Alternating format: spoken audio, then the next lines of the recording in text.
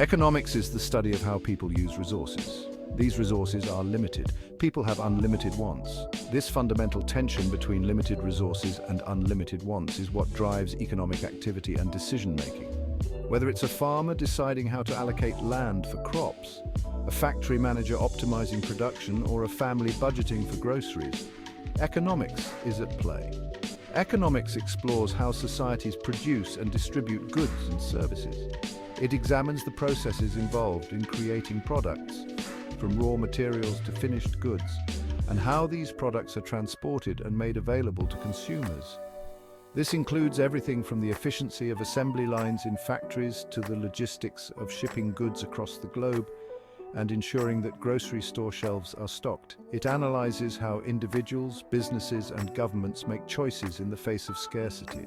Scarcity forces us to prioritize and make decisions about what to produce, how to produce it, and for whom to produce.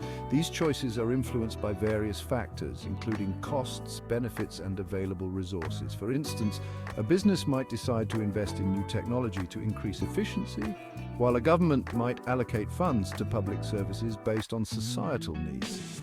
Economics is a social science. It studies human behavior and interactions within the context of resource allocation. By understanding economic principles, we can gain insights into how societies function and how people respond to changes in their environment. This knowledge is crucial for developing policies and strategies that promote economic well-being and address issues such as poverty, unemployment, and inflation. It uses models and theories to understand complex systems. Economists develop models to simplify and analyze the real world, allowing them to make predictions and test hypotheses. These models can range from simple supply and demand curves to intricate simulations of entire economies.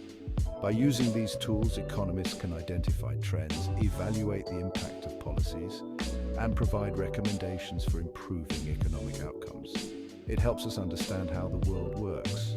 Economics provides a framework for understanding the interconnectedness of global markets, the flow of goods and services, and the factors that drive economic growth and development. It sheds light on the causes and consequences of economic events such as recessions and booms, and helps us navigate the complexities of the modern world. It helps us make better decisions about our resources.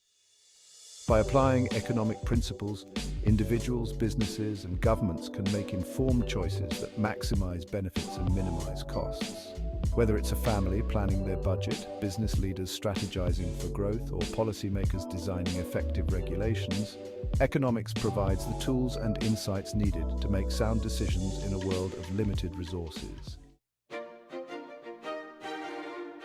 Adam Smith is considered the father of modern economics. He was a Scottish philosopher and economist. In 1776, he published.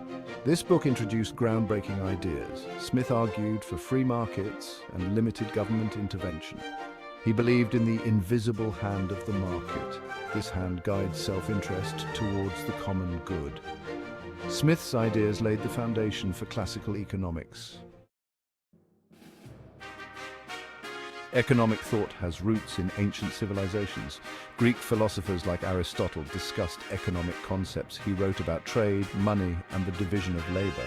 Plato, another Greek philosopher, envisioned an ideal society with communal living and centralized economic planning. These early thinkers grappled with questions of resource allocation and societal well-being. Their ideas laid the groundwork for future economic thought. Mercantilism dominated Europe from the 16th to 18th centuries. This period saw a significant transformation in the way nations approached their economies and trade practices. The bustling marketplaces and busy ports were a testament to the era's economic dynamism. This economic theory emphasized national wealth. Wealth was not just about the prosperity of individuals, but was seen as a measure of a nation's power and influence on the global stage. It equated wealth with gold and silver reserves. The accumulation of these precious metals was considered essential for a nation's security and economic stability. Mercantilists believed in government intervention. They argued that the state should play a central role in regulating the economy to ensure national prosperity. They advocated for protectionist policies. These policies included high tariffs on imported goods to protect domestic industries and promote local production. Mercantilist nations sought trade surpluses. They aimed to export more goods than they imported, thereby bringing more wealth into the country. They wanted to export more than they imported. This focus on a favorable balance of trade was seen as a way to increase national wealth and power. Key figures included Jean-Baptiste Colbert and Thomas Mun. Colbert, the French Minister of Finances, and Mun, an English economist, were instrumental in shaping mercantilist policies. Mercantilism laid the groundwork for colonialism. European powers established colonies to secure raw materials and new markets for their goods, furthering their economic interests. It declined with the rise of free market ideas. Thinkers like Adam Smith challenged mercantilist principles, advocating for free trade and less government intervention, which eventually led to the decline of mercantilism. Section 5. Classical Economics, the Invisible Hand and Free Trade. Classical economics emerged in the late 18th century, marking a significant shift in economic thought.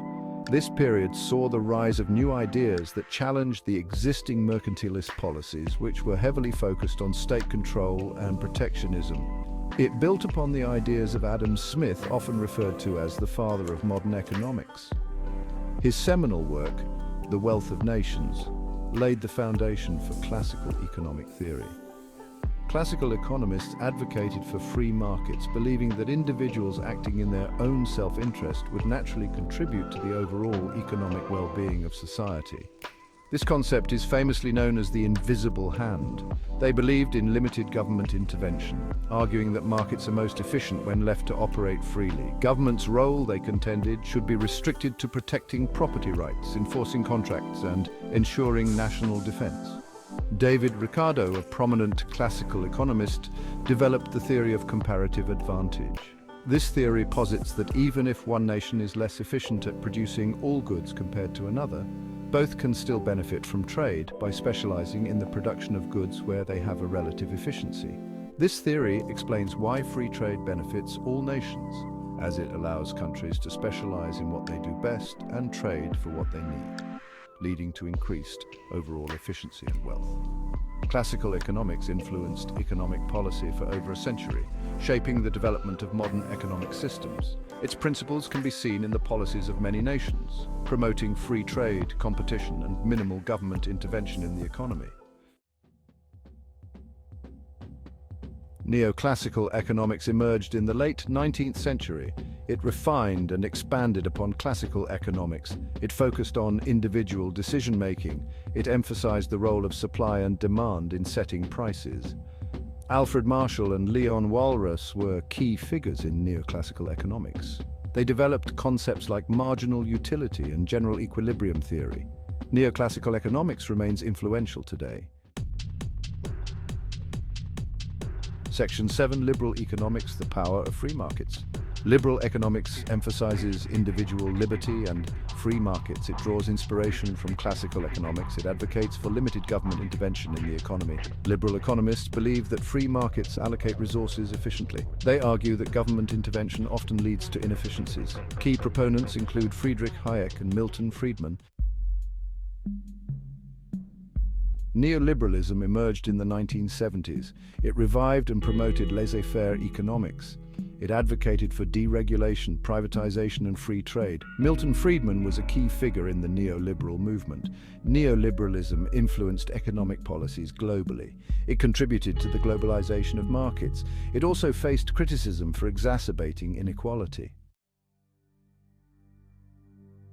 John Maynard Keynes revolutionized economics in the 20th century. He developed Keynesian economics during the Great Depression. Keynes argued that government intervention was necessary during economic downturns. He believed in stimulating demand to boost economic activity. Keynesian economics influenced government policies after World War II.